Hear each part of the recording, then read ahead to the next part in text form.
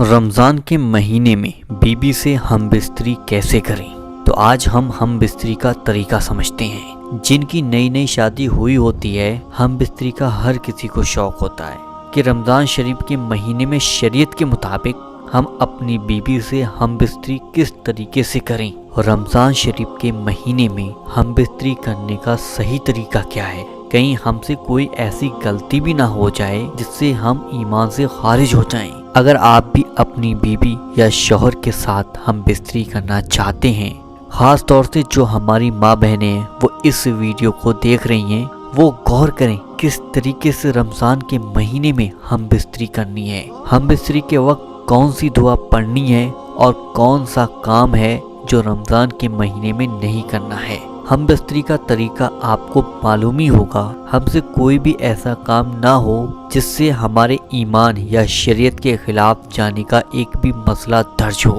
حضور صلی اللہ علیہ وسلم نے فرمایا، مرد عورت کا اور عورت مرد کا لباس ہے، وہ جس طریقے سے چاہے ہم بستری کر سکتے ہیں۔ یہاں سے آپ کو یہ حکم مل گیا، بیوی شوہر کے لیے اور شوہر بیوی کے لیے ایک دوسرے کا لباس ہے۔ جیسے آپ کے دل میں آتا ہے ویسے آپ ہم بستری کر سکتے ہیں۔ ہم بستری ایسے وقت میں نہ کی جائے جس سے مرد یا عورت کی نماز قضا ہو جائے۔ ایسے وقت میں ہم بستری نہ کریں کہ اذان ہو رہی ہو اور غسل کرنے کا وقت بھی نہ ہو۔ ایسے وقت میں ہم بستری سے بیوی یا شوہر کی نماز قضا ہوئی تو گناہگار دونوں لوگ ہوں گے۔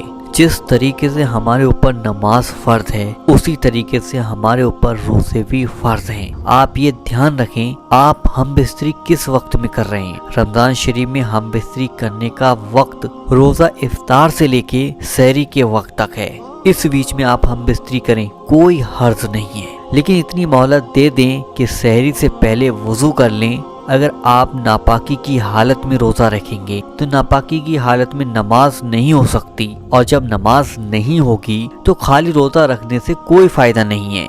روزے کا مطلب ہی عبادت کرنا ہے، تو جب نماز چھوڑنے سے آپ گناہگار ہو جائیں گے تو روزہ چھوڑنے سے بھی آپ گناہگار ہو جائیں گے۔ کچھ لوگوں کے ذہن میں یہ سوال آتا ہے، ناپاکی کی حالت میں روزہ ہو جائے گا؟ حالانکہ روزہ تو آپ کا ہو جائے گا، لیکن آپ خود سوچیں ایسے روزے سے کیا فائدہ؟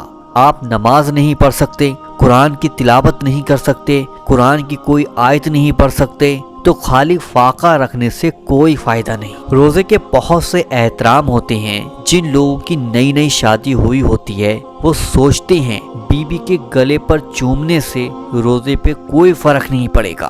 ہاں، روزے پر تو کوئی فرق نہیں پڑے گا گال پر چومنے سے، لیکن اگر فیلنگ آ گئی، اگر آپ اور آپ کی بیوی دونوں میں کسی کا بھی روزہ ہے اور روزے کی حالت میں غسل فرض ہو گیا، یعنی کہ دونوں میں سے کوئی بھی ناپاک ہو گیا، اس کے دماغ میں گندے خیال آنا شروع ہو جائیں تو اس کا روزہ مکروہ ہو جائے گا۔ اور اگر روزہ مکروہ ہو گیا تو آپ خود سوچیں، روزہ مکروہ ہونے سے آپ کے اوپر ایک کس کی وجہ سے روزہ مکروہ کا عذاب نازل ہو جائے گا۔ آپ خود تو گناہ میں داخل ہوں گے ہی، آپ کے ساتھ آپ کی بیوی یا شوہر بھی گناہ میں داخل ہو جائے گا۔ روزے کا احترام کریں، اس لیے کوئی ایسا کام آپ نہ کریں جس سے مرد یا عورت میں کوئی غلط خیالات پیدا ہوں۔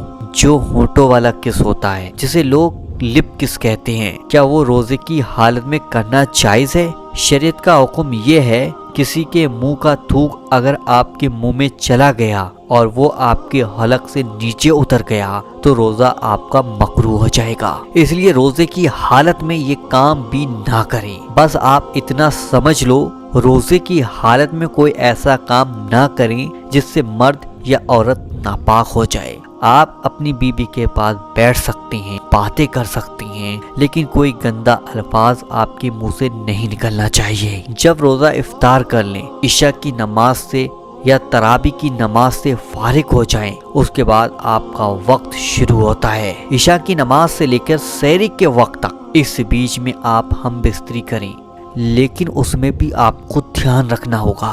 حضور صلی اللہ علیہ وسلم نے فرمایا، جب کوئی شخص اپنی بیوی کے پاس آتا ہے، یعنی کہ ہم بستری کا ارادہ کرتا ہے، تو یہ دعا پڑھ لیا کرے۔ وہ دعا کچھ یوں ہے، بسم اللہ اللہم جنبنا الشیطان وجنب الشیطان ما رزقتنا بسم اللہ اللہم جنبنا